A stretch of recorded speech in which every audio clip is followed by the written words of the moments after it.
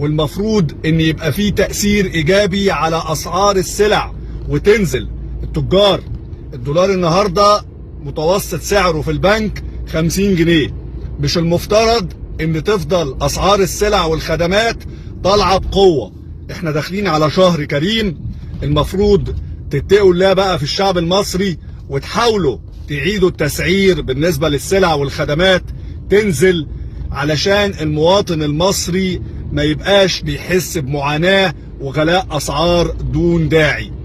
اتقوا الله وخلي عندكم ضمير. الدولة المصرية والحكومة والبنك المركزي استغلال الفلوس اللي جاية من مشروع رأس الحكمة ومن قرض صندوق النقد الدولي في مشروعات صناعية. الاهتمام بالتصنيع هو الطريق الأمثل والوحيد للخروج بالدولة المصرية من الأزمة الاقتصادية الطاحنة.